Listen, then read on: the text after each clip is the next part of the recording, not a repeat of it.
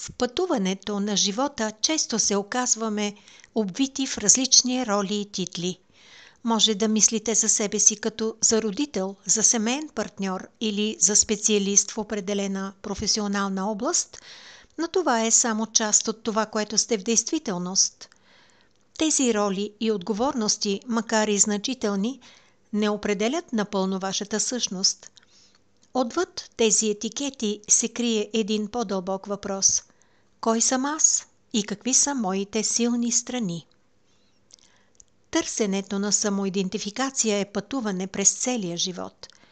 Това включва отлепване на слоевете от обществени очаквания, лични отговорности и професионални задължения, за да разкрием същината на това, кои сме ние наистина. Този процес изисква интроспекция, честност и желание да изследваме дълбините на нашето същество. Вие сте повече от вашите роли. Вашата идентичност обхваща вашите мисли, чувства, страсти и мечти. Това е сборът от вашия опит, ценности и вярвания. Разбирането на тази по-широка перспектива за себе си ви позволява да оцените уникалността си и да впрегнете истинския си потенциал.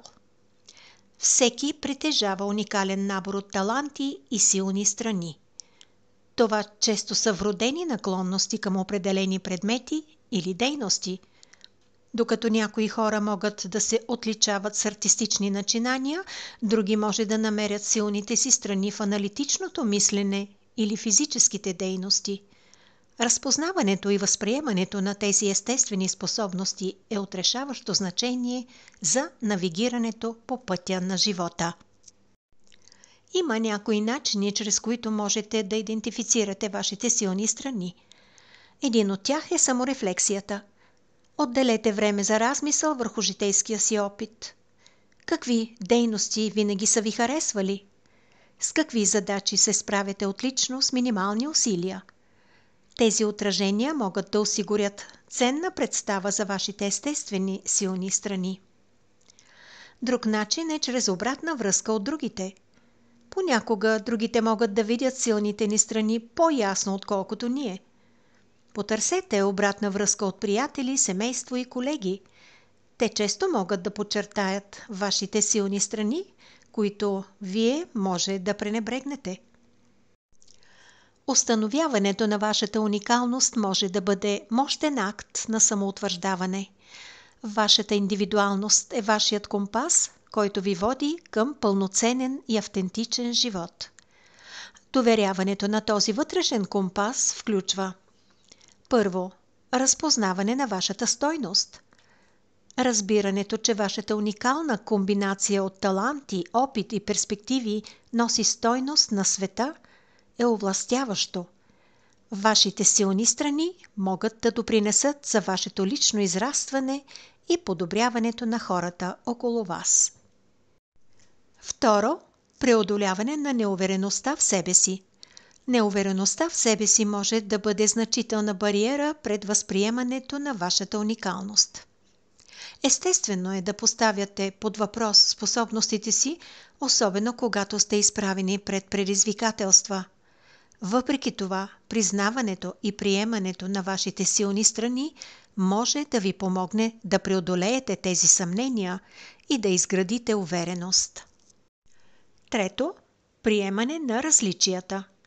Разнообразието е това, което прави света жизнен и динамичен. Признаването на вашата уникалност също означава да оценявате различията в другите. Като оценявате разнообразните гледни точки, можете да насърчите по-приобщаваща и обогатяваща среда. Четвърто, прилагайте силните си страни в живота. След като идентифицирате силните си страни, следващата стъпка е да ги приложите в различни аспекти от живота си.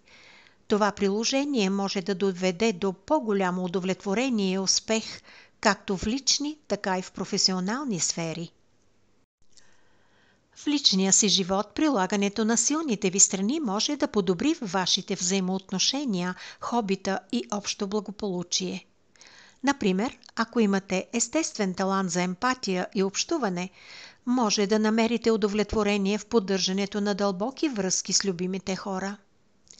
Ако се отличавате с творчески занимания, отделянето на време за артистични хобита може да донесе радост и релаксация.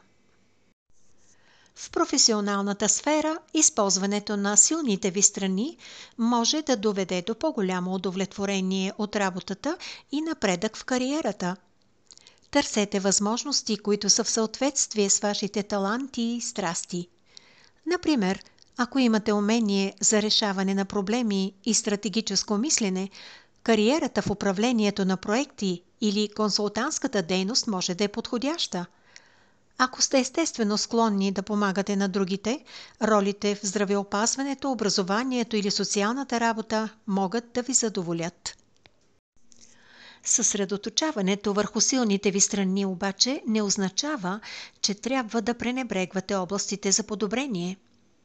Непрекъснатият растеж включва усъвършенстване на вашите съществуващи силни страни, като същевременно се справяте с слабостите.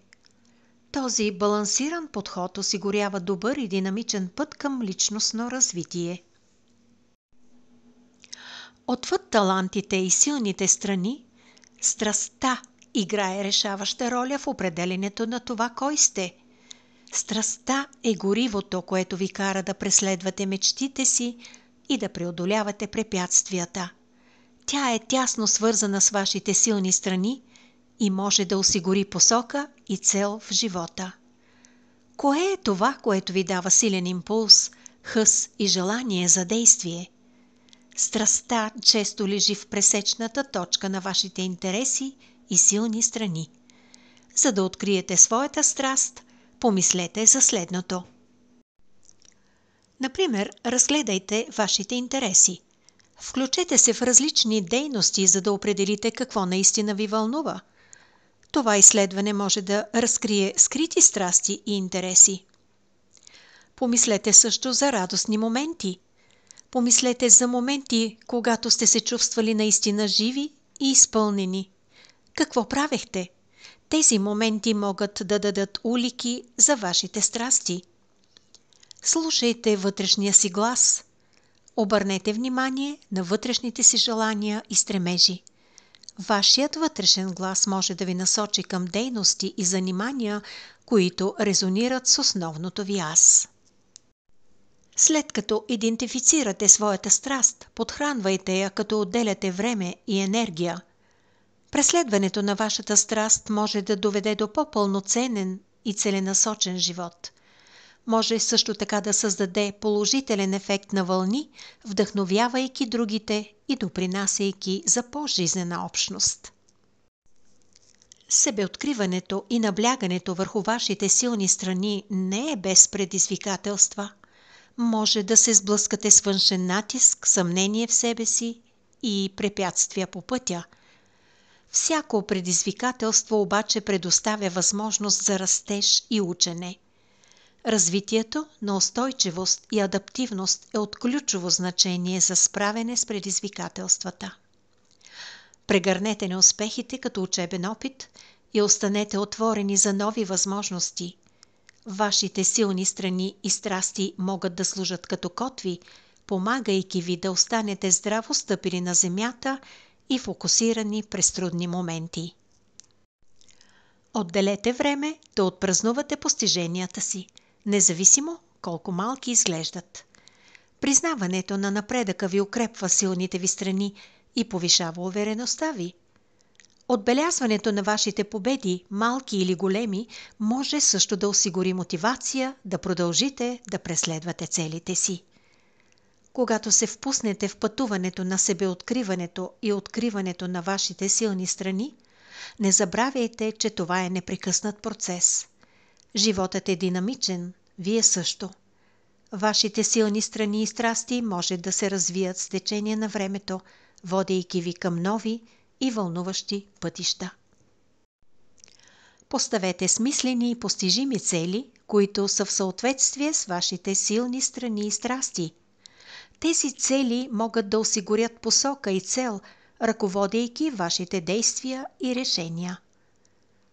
Обградете се с подкрепящи хора, които ви насърчават и повдигат.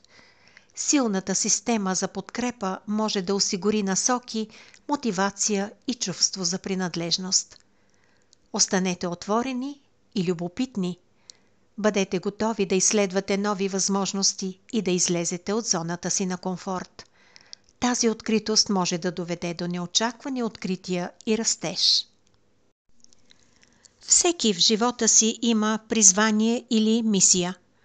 Не можете да я замените с нищо друго, а и никой не може да я осъществи вместо вас.